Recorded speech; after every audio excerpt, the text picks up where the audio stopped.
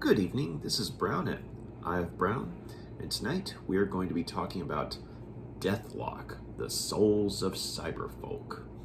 So this trade paperback collection contains the first 15 issues, as well as the very first annual of the ongoing Deathlok series, which came on the heels of the very successful 4-issue miniseries that was put out in 1990.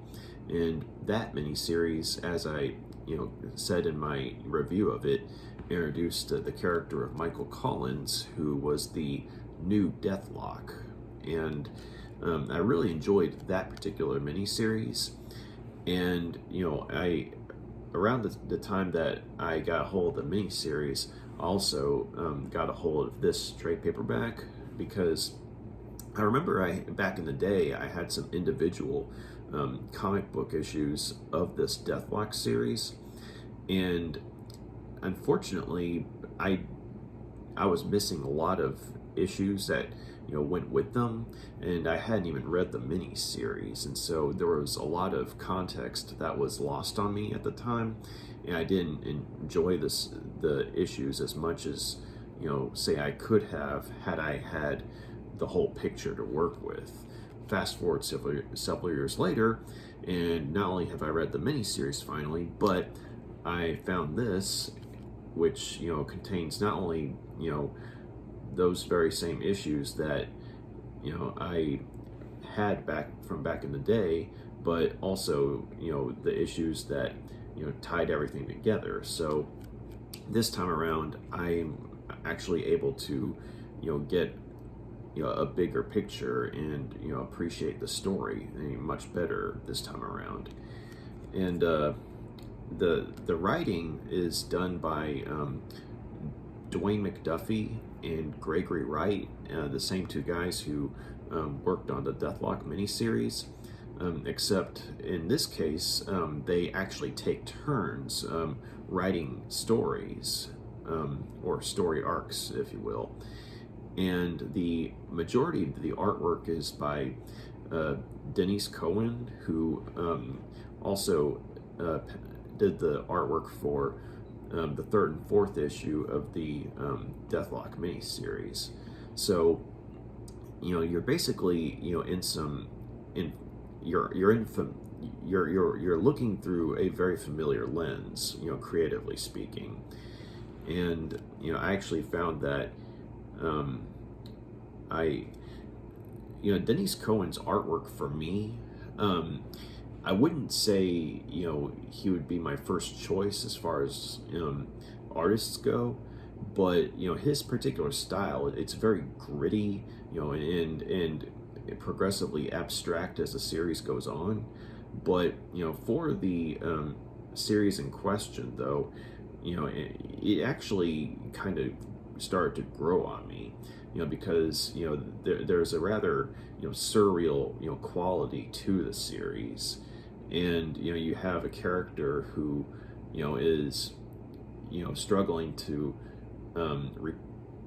maintain his humanity, despite the fact that he's trapped in sort of decaying cyborg body, or I should say a cyborg body with decaying flesh, and he's trying to find a semblance of closure with a certain part of his life, but also trying to see if there's a way he can rebuild a relationship with his family. And both in terms of writing and illustrating, that level of humanity actually kind of went hand in hand with the abstract artwork, and it, like I said, it just kind of grew on me.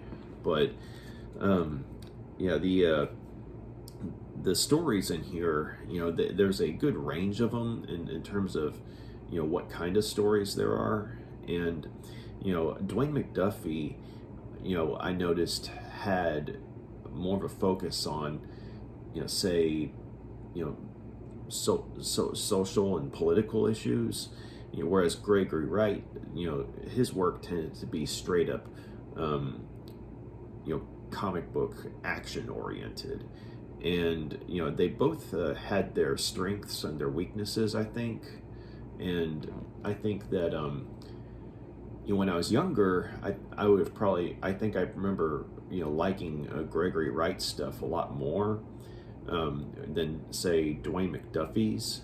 But having grown since then, I think overall, in terms of their work on the Deathlok series, I prefer Dwayne McDuffie's work, writings over Gregory Wright's, because from a political standpoint, this book has a very liberal slant to it, very left wing.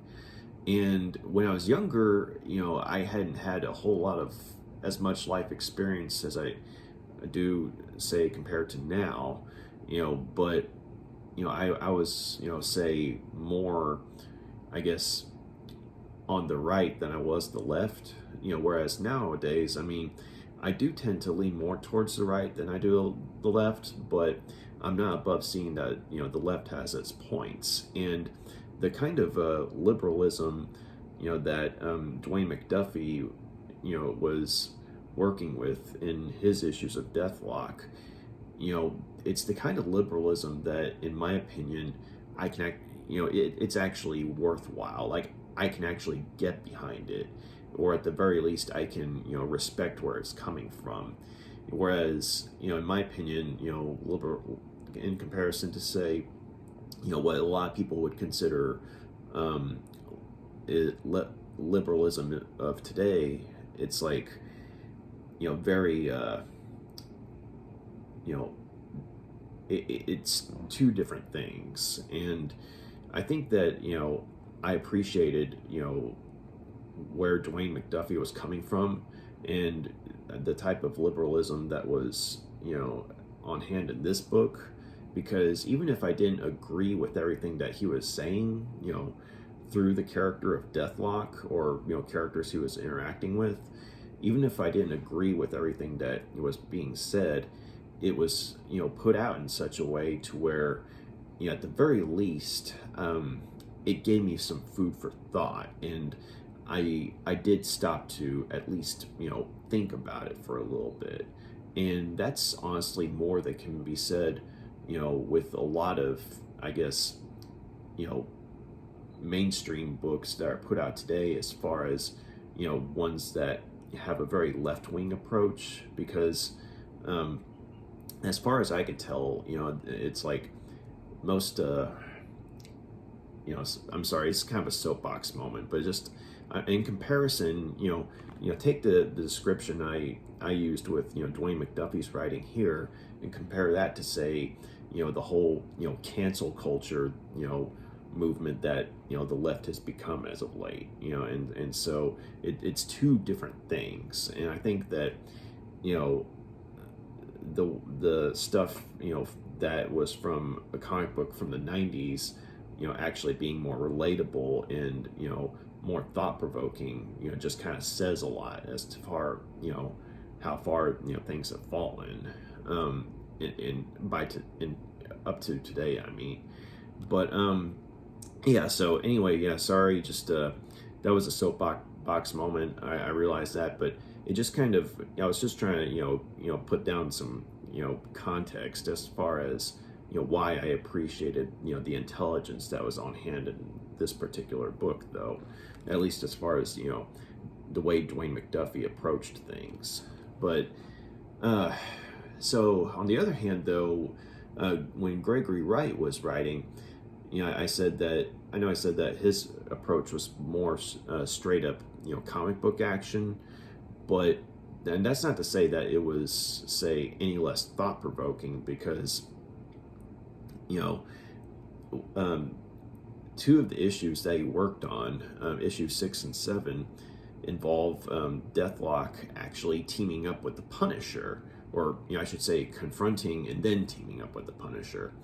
And the Punisher and Deathlok are two very different characters. Visually, yes, they're very similar looking in the sense of they both have a lot of firepower and what have you. But whereas the Punisher is as Deathlok himself says in the book, a killing machine trapped in the body of a man. Deathlok is a man trapped in the body of a killing machine. And the two are very different characters. I mean, Punisher, he's got his all-consuming war against crime, and Deathlok, he's a pacifist, who was forced into the body of a one-man army cyborg. And so it's a very interesting confrontation when the two of them mix it up. And it's done in such a way to where it's actually relatable, because that they end up getting into it when Deathlok's son Nick inadvertently gets involved with some drug dealers through a friend of his. And that was a rather chilling moment, because there's like a drive-by shooting at the school where Nick is at, and unfortunately some kids actually get killed. And that moment right there was more than a little shocking, I mean, especially for a comic book from the 90s, and it just showed that unfortunately life is cheap to some criminals. And so when that happened, that's where, I mean, obviously Deathlok's trying to protect his son Nick and find out what's going on, and the Punisher's going after the drug dealers that Nick is inadvertently gotten involved with. And naturally there's like a clash of ideology, but at the same time there comes a point where Deathlok makes the reluctant realization that there are times where I mean, yes, his approach, I mean, his outlook on things, trying to talk things out instead of fight them out. I mean, yes, I mean, it's a beautiful idea.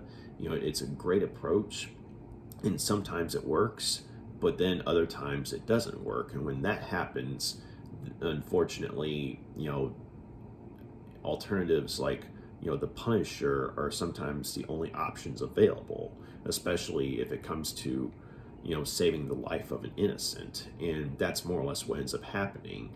Deathlok is put in a spot where,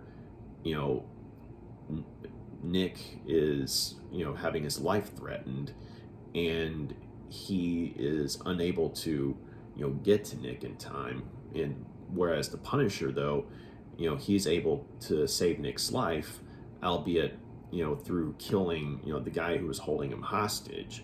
And, Deathlok, realizes that, there are unfortunately instances in which, sometimes, the harsh approach is, the one approach that actually works. And it was a very uncomfortable moment for the character. And I also appreciated the fact that, I mean, I'm not sure, where, Gregory Wright is, in terms of, politics, but it felt like, he was trying to make the point that, yes, even though the creative team, is coming at things from a certain political standpoint, they're not above seeing that, say, the other side has its points as well. And so, granted, that it's, more than a little unsubtle that, they're using, the Punisher, as an embodiment of, say, right-wing politics. But at the same time, though, within the context of this comic book, it actually works.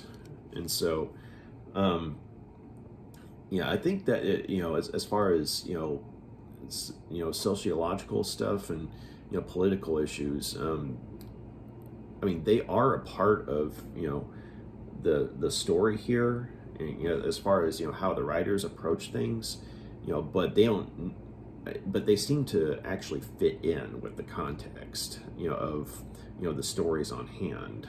And, you even have, at one point,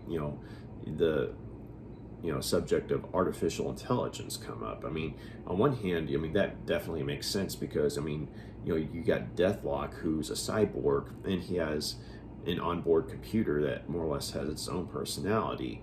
But you also have the character of Mechadoom, who is, basically, an artificial intelligence that was created by a supervillain, and unfortunately, has had to grow up on its own after the villain more his villain slash father slash creator had disappeared for parts unknown, and Mechadoom is essentially having to figure out who and what he is, and in order to do so, he's kidnapping all these robots and cyborgs throughout the Marvel universe. And naturally Deathlok gets involved with that, but he's able to interact with Mechadoom, and it kind of comes down to the fact that Mechadoom was raised in an environment where he didn't have all these options available to him as far as learning or finding out about things with life, and so the only thing he knew how to do was to lash out. And it actually made for an intriguing villain in the sense of this new life form, this new form of artificial intelligence, but had a very human feel to it in terms of, I guess, its motivation. And but yeah, and also in that same story though, the character of Misty Knight, who was a friend of Luke Cage and Iron Fist, and she's actually a cyborg too. She has a cybernetic arm, but she and Deathlok, they end up working together in the Mechadoom story, and they have a rather intriguing conversation about the cyborgs fitting into society, or struggling to fit into society. And there's definitely a lot of parallels to racism, because the two of them are both African American or black, and they oftentimes struggle to fit in with an overwhelmingly white society, as far as the Marvel universe goes. And it was one of those moments where, like I was saying earlier, I didn't agree with everything that was being said, politically speaking, but at the same time, it was done in such a way to where, I was at least able to understand where, the creative team was coming from, and it at least, provided some food for thought. It at least made me think, and I actually respect stuff like that. But there was definitely more to the book than politics, but that was definitely a part of it though. So beyond the politics, the stories in general actually tend to be pretty good. And there was a case in point, when it comes to, I guess, or more mainstream friendly storytelling. There's a two-part storyline wherein Ghost Rider actually makes an appearance, and he and Deathlok end up getting into a confrontation because of the scheming of a demonic enemy by the name of Nightmare, who's excuse me, actually an old enemy of Ghost Rider's. And and Nightmare actually ends up using Deathlok in a sort of revenge scheme to get a hold of Ghost Rider. And the way he does it is more than a little fascinating, because he actually brings Michael Collins into his realm, which is basically where you know, I guess you could say it's where humanity's nightmares live and breathe. But while Michael Collins is, trying to, survive in this realm of, horrific insanity, the body of Deathlok is, going on its own and, basically running amok, because, what nightmares ended up doing is, using some of, Michael Collins' own nightmares, and forcing, the Deathlok cyborg to, run that nightmare as a combat program. And so, it's walking and talking like it's still in, dreaming, but it's actually causing all sorts of havoc in the real world, hurting people, scaring people, destroying stuff. And, when Ghost Rider gets involved, he's put in a rather, precarious position, because, he senses that there is an innocent, at risk, besides the innocent civilians that are in danger, of course. But on the other hand, though, he also realizes that, this, Deathlok cyborg, can't be left unchecked. And so, he's put in a spot where, he's having to, fight just as hard as the Deathlok cyborg is. And you see, just how powerful the two of them are when they're, fighting each other. It's basically like it says on the back of the book, hellfire versus, firepower. And it's a pretty cool fight. And it's also, pretty spooky, in terms of how Ghost Rider is depicted, because it's like an urban legend come to life, from straight out of hell. And in Ghost Rider, it was a character that, always, I think was at his best when he was approached, from that narrative. Like, say, he looks and sounds like, something from straight out of a nightmare. And the way, Dennis Cowan drew him, it's, it actually looks like that. But yeah, that was definitely more, I guess you could say mainstream, friendly as far as, storytelling goes. I mean, that particular storyline, but that's not to say that it was a dumb story by any means. I mean, it was thought-provoking on its own, because, I mean, you have, the psychology of dreams at play. And that was actually, a pretty cool story. And, a lot of people complain about, certain characters, popping up in random books, just to boost sales, or, because, they're the hot character of the month, they're just kind of thrown in, to, draw attention to the book. But I think this was definitely a team up where it actually it didn't just make sense on paper. It made sense on paper, but it was also executed in such a way to where it was a believable. I'm not going to say it was a team up, but it was a believable confrontation as to how and why it happened. And it was the same thing with the Punisher story. It was believable how the two of them ended up meeting, and how they were initially at each other's throats, and then how they ended up teaming up. And so Ghost Rider and Deathlok don't team up. I mean, unlike when Deathlok and Punisher teamed up, Ghost Rider and Deathlok don't team up, but there is a sense of understanding afterwards as to what actually happened. And Ghost Rider comes to realize what Nightmare was doing, and so he at least understands what happened and why Deathlok was out of control. But it's definitely not a team up story, though.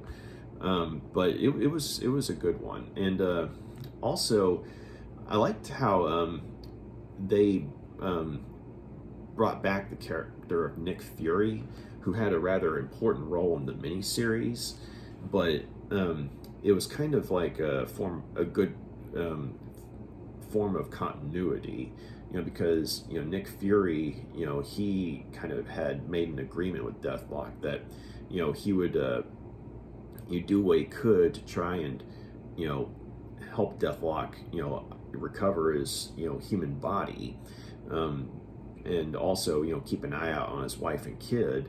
But at the same time, he would ask Deathlok to do a random assignment here and there for him. And later on in the collection, you actually see that Nick Fury, even though he's definitely a very morally gray character, he's actually a good guy at heart, because while yes, he does have Deathlok do the occasional questionable mission here and there, he actually does make a point to keep an eye on Deathlok's wife and kid. And that's how Deathlok learns that Tracy, his wife, was actually pregnant. And at that point, you also find out that Nick Fury had been keeping in touch with Tracy, and he was initially telling her a cover story that Michael Collins was on a special assignment with SHIELD, due to his expertise in cybernetics, but he was basically unable to make contact with Tracy except through writing letters, which is what Deathlok was doing. But yeah, Tracy, though, you find out she'd actually put two and two together, and she realized that this Deathlok cyborg actually was Michael, but she also accepted the fact that he there was a reason he wasn't approaching her face to face yet, and that he had to basically battle his own demons, and he would come when he was ready.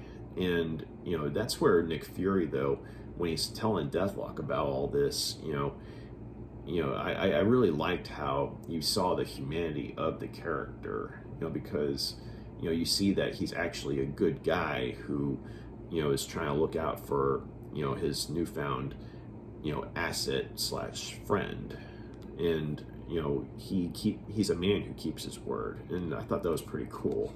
And you see that side of Nick Fury in other stories outside of Deathlok, but I actually it was a nice reminder that there was that quality to a character. But and also I think the writers did a good job of further fleshing out the characters of Tracy and Nick, because you really believe in them as a family, and you understand why Michael Collins is trying to find the best way he can to come back into their lives, granted without traumatizing them, but at the same time you understand why he wants them back in his life, and why he wants to be the husband and father that he once was.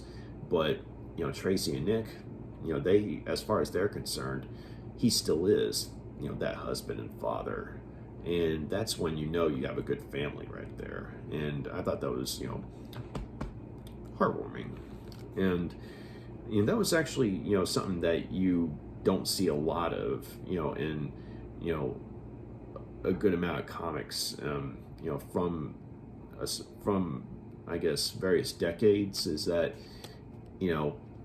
there's usually a lot of struggle with family.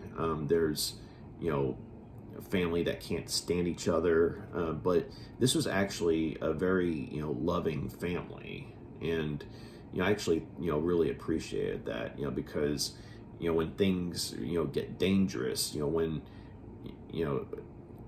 say this monster that goes by the codename Biohazard shows up later on in the book, and threatens Michael's family, because it's going after Michael himself, you feel, very concerned, for, the safety of this family. And that's when you know that, the creative team's done a good job of giving you fleshed out characters. And, you really feel like, there are high stakes being played for here. And, so all in all, this was, a really good collection. And, the characters, are very well developed. And, Deathlok himself actually has a very good, series of arcs that he goes through. And, and so when he actually gets to the point of coming back into his family's life, I mean, it's one of those moments where it's like, he's earned his happy ending, so to speak. Even though, he can't, actually live with his family like he wants to, because, unfortunately, he draws, dangerous, forces, to him, because of what he is, but he still is able to be a part of their lives, though. And so I guess you could say it was more of a, bittersweet ending than, say, a straight up happy ending. But nonetheless, you do kind of, leave things with a smile on your face. At least I did when I finished reading the book, though. And, because I had a good time reading this. I enjoyed, seeing, the Marvel Universe from the perspective of, a newfound superhero. And, or I guess you could say, a guy who gradually becomes a superhero. It's not something that you want to do, originally, but nonetheless, because, he's a good guy, he ends up doing what superheroes do, trying to save lives. And even though he was dealt a harsh hand, i.e., being a pacifist in the body of a killing machine, by force, I mean, he still does try to do the right thing. And, that, definitely, makes me, respect the character a whole lot more than I would have otherwise. And, like, I think, yeah, I like the character regardless, but when you see, just how, dedicated he is to, helping people out, and just, being a good person in general, to other people, despite the fact that he's a in the body of a killing machine, I think that really, made me like him even more. So yeah, this was a good read. It was a blast from the past. I mean, considering I'd read some of the 90s comics, way back in the day, but it was also seeing as how I've grown up a lot since then. It was interesting looking at it from the perspective of, I guess, having more experience in life and looking at the stories from, I guess you could say, that perspective. And I think I appreciated them a lot more. Didn't necessarily agree with everything that was said, but at the same time, it was the stuff on hand was very thought-provoking. And yeah, that was, definitely, more than I expected from, something that came out of the 90s, because usually, I guess most people don't think of, thought-provoking, writing, when you think of 90s comics. And not to knock 90s comics, because, I mean, I actually enjoyed a good amount of them, but it's just, that level of intelligence you don't expect to find, from that decade, if that makes any sense. But, yeah, the other thing I was going to say is that the annual that's collected in here, the stories that are in that particular annual are all standalone stories. The first one is written by Gregory Wright, and it was called Time Stream. And it was one of those stories that I think the ideas were interesting, but the writing was very rushed, unfortunately. So there wasn't a lot of chance to develop certain plot elements or characters. But on the other hand, Jackson Guice, the guy who co-created Michael Collins in the first place, he actually shows up to do the artwork for the story, and so you have this alternate reality storyline that's kind of reminiscent of the original Deathlok series, except a lot more I guess you could say Terminator type imagery going on. And so even though that story was sort of ho-hum, it at least looked cool. And then on the other hand, the other stories in there, there were 3 more in that particular annual. They were all written by Dwayne McDuffie, and the artwork is kind of a mixed bag, but it's one of those cases where the artwork is not as strong as it could be in some of the stories, but the writing actually kind of shines through. And case in point, there's a story called Show and Tell, where you find out that at the end that Deathlok's actually having a nightmare, but it's basically his son bringing him to his elementary school class for show and tell. And it's one of those instances where that the creative team is having Deathlok answer questions that a lot of the readers have had about his character, and so it's kind of funny back and forth dialogue as far as that goes. And at the end he ends up shooting this one kid and at that point, I think if it wasn't obvious already, that's when it's a nightmare. But he shoots this kid because he's trying to make a point about might not equaling right. He's saying, okay, I just shot this kid with a big gun. Problem solved, argument's over, right? Wrong. Yes, he's dead, but his argument is just as valid as it was when he was alive.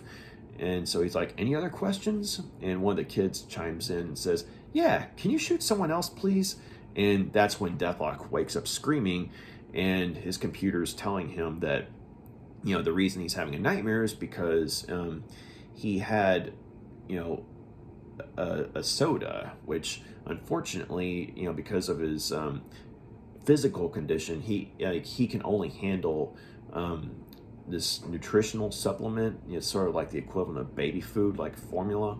But he just apparently had given in the night before and chugged a soda, and because his body can't process that properly, that was the side effect. He had a nightmare. So I thought that was pretty funny.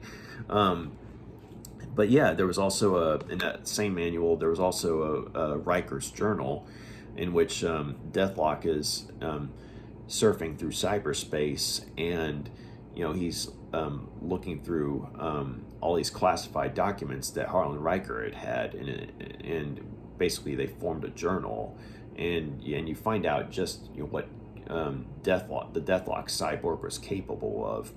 And I thought that was more than a little fascinating, because you find out just how strong he is in comparison to, say, other Marvel comics characters. And also it makes reference to the Luther Manning cyborg from the alternate timeline of the original series, and I thought that was intriguing. But the artwork is by Pat Broderick for that particular story, and I thought that was pretty neat to see, because he has a very good handling of drawing, I guess you could say, cyberpunk type material. Like when he was working on Doom 2099 back in the day, I mean, that stuff was amazing. So to have him do a Deathlok story set in cyberspace, was kind of, he was like on home territory. And the last story in that annual was called Deathlok's Scrapbook. And you find out that, he had recently learned that he has the ability to use his computer in his head, to take, I guess you could say, photographs, of anything he sees, like anything he remembers. It's like a photograph in his head, and you kind of get like his private thoughts on certain characters that he's interacted with. Like you find out just how he all these thoughts that he has about, say, interacting with the Punisher or his friend Jesus, the guy who works on Coney Island as a